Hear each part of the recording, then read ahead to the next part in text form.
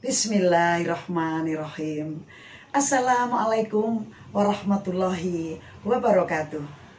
Alhamdulillahirabbil alamin. Wassalatu wassalamu ala asrafil anbiya'i wal mursalin.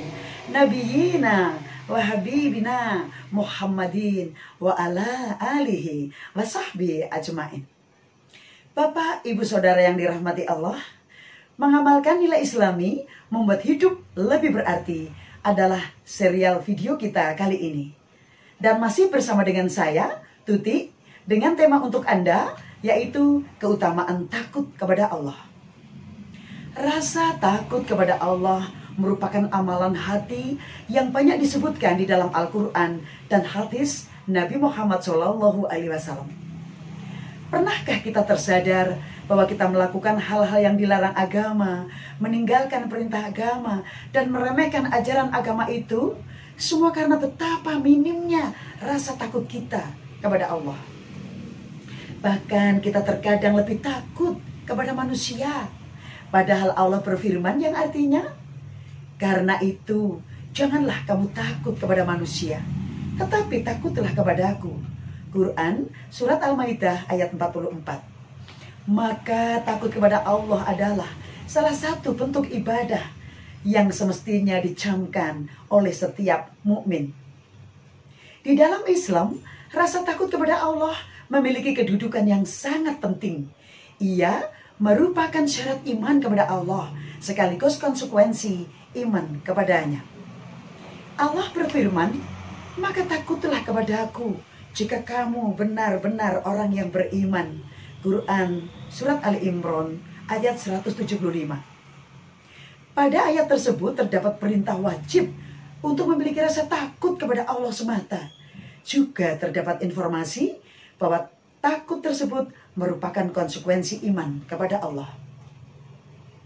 Takut kepada Allah adalah sifat orang yang bertakwa.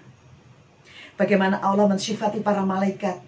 Allah Ta'ala berfirman yang artinya, mereka takut kepada Rabb mereka yang berada di atas mereka dan melaksanakan apa yang diperintahkan kepada mereka.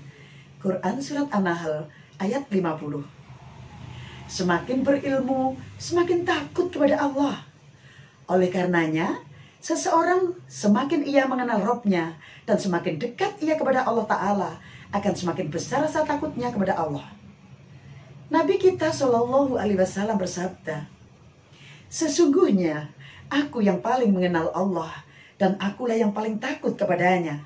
Hadis riwayat Bukhari, Muslim.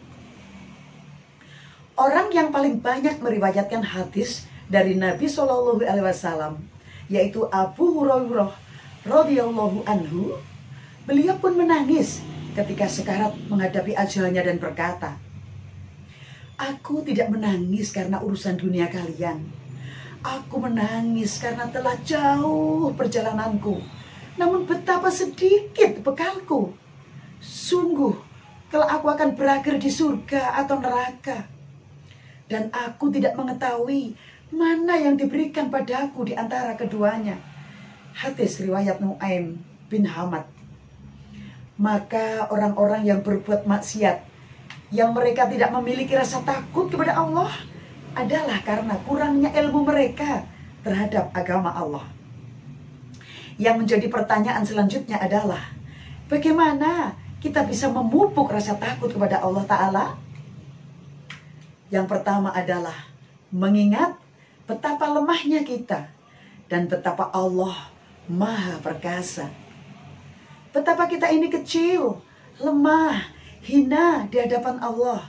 Sedangkan Allah adalah Al-Aziz, Maha Perkasa, Al-Qawi, Maha besar kekuatannya, Al-Matin, Maha Perkasa, Al-Khaliq, Maha Pencipta, Al-Ghani, Maha Kaya dan tidak butuh kepada hamba. Betapa lemahnya hamba, sehingga ketika hamba bertimpa keburukan, tidak ada yang bisa menghilangkannya kecuali Allah. betapa maha besarnya Allah, sehingga ada kita durhaka kepada Allah, sama sekali tidak berkurang kemuliaan Allah. Kedua adalah dengan memupuk rasa cinta kepada Allah. Dua orang yang saling mencintai, bersamaan dengan itu akan timbul rasa takut dan khawatir, yaitu takut akan sirnanya cinta tersebut. Demikian pula rasa cinta hamba kepada Allah. Hamba yang mencintai Allah dengan tulus berharap Allah pun mencintainya dan ridho kepadanya. Bersamaan dengan itu, ia akan senantiasa berhati-hati untuk tidak melakukan hal yang dapat membuat Allah tidak ridho dan tidak cinta kepadanya. Ketiga, azab Allah sangatlah pedih. Jika kedua hal di atas belum menyadarkan untuk takut kepada Allah, cukup ingat satu hal, bahwa azab Allah itu sangatlah pedih yang disiapkan bagi orang-orang yang melanggar aturan agama Allah. Pedihnya azab Allah sampai-sampai dikabarkan di dalam Al-Quran bahwa setan berkata, sesungguhnya aku takut kepada Allah dan Allah sangat keras siksanya. Quran Surat Al-Anfal ayat 48. 4. Jangan merasa aman. Sebagian orang merasa sudah banyak beramal, sudah banyak berbuat baik, merasa sudah bertakwa, merasa dirinya suci, sehingga ia pun merasa Allah tidak mungkin mengazabnya. Hilang darinya rasa takut kepada Allah. Allah berfirman tentang manusia yang demikian, yang artinya, apakah kalian merasa aman dari makar Allah? Tidaklah orang yang merasa aman dari makar Allah kecuali orang-orang yang merugi. Quran Surat Al-A'raf ayat 99. Abdullah bin Mas'ud radhiyallahu anhu berkata, seorang yang beriman melihat dosa-dosanya bagai ia sedang duduk di bawah gunung yang akan runtuh. Ia khawatir tertimpa. Sedangkan orang fajir ahli maksiat melihat dosa-dosanya bagaikan lalat yang melewati hidungnya. Hadis riwayat Bukhari. Yang kelima, tapi jangan putus asa. Seorang mukmin senantiasa memiliki rasa takut kepada Allah. Namun bukan berarti rasa takut ini menyebabkan kita putus asa dari rahmat Allah, sehingga kita merasa tidak akan diampuni, merasa amal kita sia-sia, merasa pasti akan masuk neraka, dan bentuk-bentuk keputusasaan yang lain.